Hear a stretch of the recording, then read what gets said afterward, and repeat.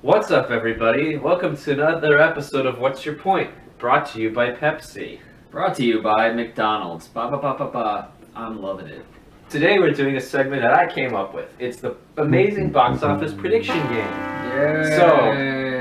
Yeah. So originally we were gonna do like a really cool bet or something, but now we didn't think of anything creative. If you have any ideas for a bet, leave it in the comment section below. We are trying to predict the top 10 biggest worldwide box office hits of the year.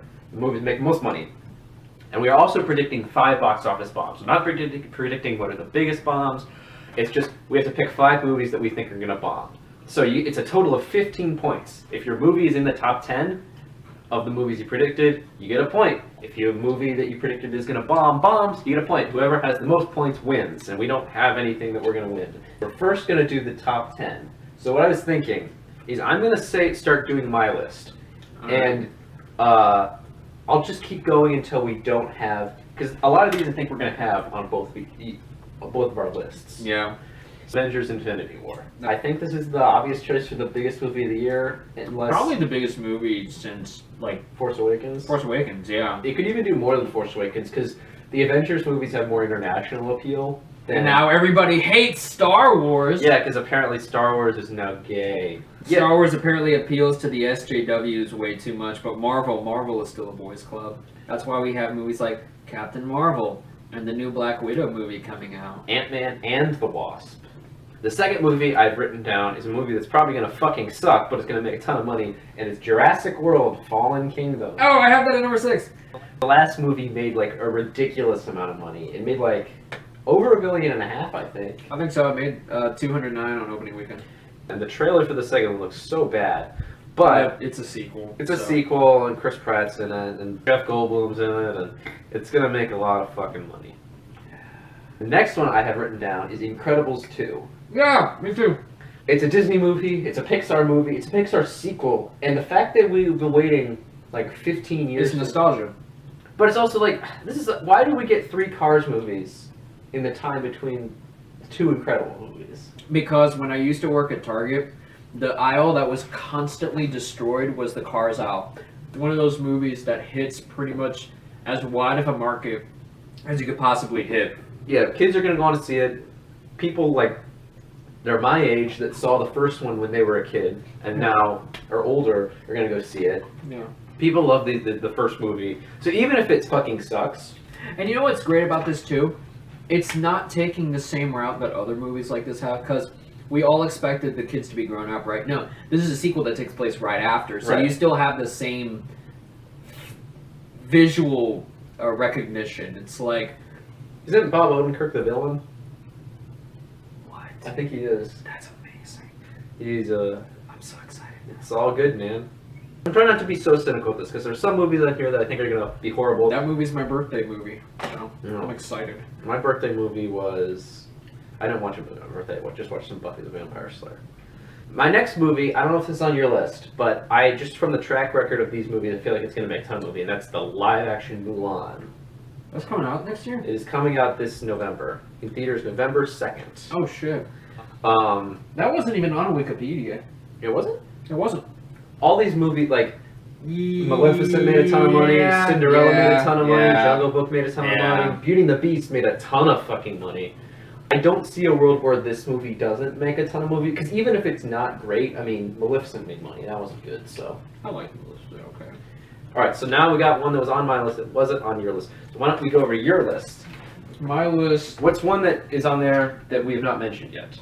I'm going to go with Mary Poppins 2. That's the next one on my list. Is it? Because I thought it's Disney. It's a return to a classic character. Emily Blunt. It doesn't matter. Because you could have Emily Blunt, you could have Jessica Chastain in the role, you could have any one of these sort of respectable actresses that are of a certain age. British actresses. British actresses of a certain age, yeah. Doesn't matter. Lin-Manuel Miranda's in it. Is he singing in it? Yes. Okay, yeah. So you're gonna, It's a Disney musical starring one of its most beloved characters over the past 50 years. It came out over the holidays, too. And it's also going to be a Christmas movie. But it's also, the thing is, people love musicals. Working at a movie theater, people lost their fucking mind over The Greatest Showman. That movie was selling out, every day. Really? Yeah. Okay. Because it's one that like it just stuck around for a long time. People kept going to see it. Like Mamma Mia 2 is gonna make a ton of money. It's not on my list, but it's gonna make a lot of money. That's just sad. I'm not sure if you have this on your list, but I think it's gonna happen. The Grinch. I did not put that on my list. The Grinch, I think, is gonna be on the list. One, because it's beloved character. Number two, it's Illumination. And Illumination, despite what you think about their movies, they have kind of a flawless track record. They do make money. They make a shit ton of money on a cheap budget. That's the thing. Deadpool 2. Yes, Deadpool 2 is on my list. First one made a ton of money, surprisingly so. It came out in February, so I'm like, this does come out in May, but I still think... That's the most logical progression, though. Yeah. It comes out 2 weeks after Avengers, though, so I think it still has enough time. Ooh, that's... Well... Everybody who wants to go see Avengers will go see it in the first week, and those are the same people that'll go see Deadpool. I don't think you're going to have people who are deciding between Avengers and Deadpool. Exactly. People are going to go see both. Look, it's a sequel to one of the biggest movies of that year. It's going to be big this year. This is one that I think could really blow up and be really huge, and that's Black Panther. Yes. Is that on your list? Black Panther would have been number 2 on my list. Because it's a combination. It comes out in February, so this could be number one. Deadpool. This could be number one at the box office for like months. Yeah. It's also, I think there is an African American audience who... What do you mean you think there's an African American audience for this? Number 1 pre-order on Fandango. Right. It's gonna happen. If it does get good reviews, which the footage looks incredible, and Ryan Coogler is an amazing director. Yeah. So if it's really great, and it's going to do what Wonder Woman did, which sort of hit that audience, but it's not, I mean... White people are excited for this movie. There was a fucking standee at our movie theater. There's a bunch of like little 6-year-old white kids who are like losing their mind over Black Panther. Whenever you look at the trailer for that movie versus the trailer for the other Marvel movies, Black Panther looks completely different. Right. It looks different in the same way that Thor Ragnarok's trailer differentiated itself, or the way Guardians looked the first time you saw it. Yeah. Where I think people that even aren't a fan of the Marvel brand will look at this and think, oh wow, this is kind of weird. Yeah, it just hits so many different markets because there's comic book fans who've been waiting like literally like 50 years to see a Black Panther movie because he's such a popular character. With the Infinity War trailers, they're making Black Panther like a huge part of the marketing for that. Yeah. So like, yes, this movie's gonna make a lot of money. Aquaman. No. Here's the thing.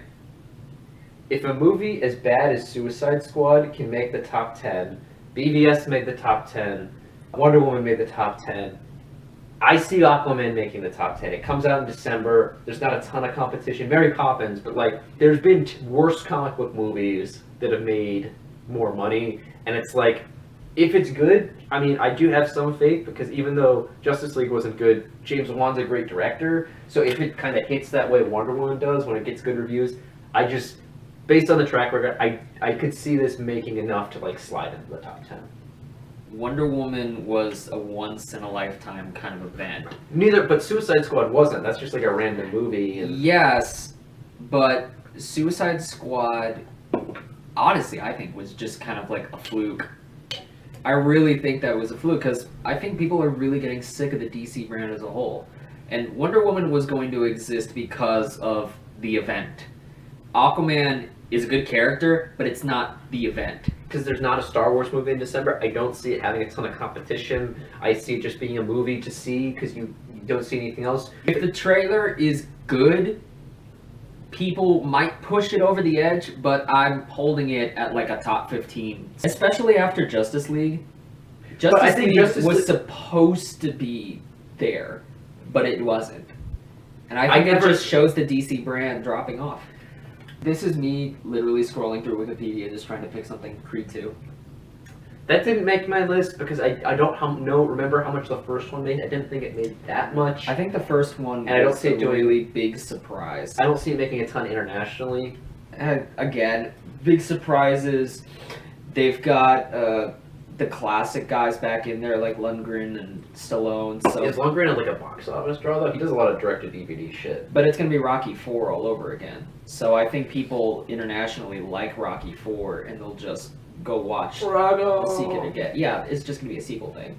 I almost went with Ant-Man 2, but I saw the first one only made like $500 million, and I forgot how much money this fucking movie made. So I'm putting Fantastic Beasts, Crimes of Grindelwald. Know why? Harry Potter. Harry Potter. The first one made like $800 million, I don't see this one making as much as the first one because, like, at the end of the first one, everybody's just kind of like, "Who cares?" And I think Johnny Depp is just like, I see it doing less, but I think just the Harry Potter fandom enough. I think it's just going to be the Harry Potter fandom. Yeah. I think it might be on par with the first one.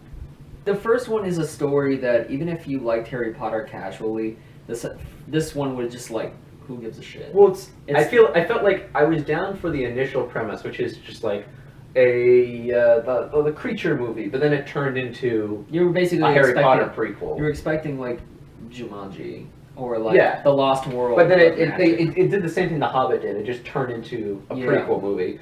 But think about that too. The Hobbit is like, that was a huge trilogy too. Yeah, those made a ton of money, but it's like and Jude Law's Dumbledore. I don't think it's going to ride off the success of Jude Law, but I think people want to see Dumbledore. People just want to see Harry Potter. Right. I don't know if this is on your list. Another one, I'm doing this based off of the track record of the franchise, Mission Impossible 6. Yep, number 10. Really? Yep. Awesome. MI6 is one of those that, I think it did. Didn't it do really well in China? It did really well. And it was weird because I was thinking, it's Tom Cruise. Yeah, everybody loves Tom Cruise unless it's the Mummy.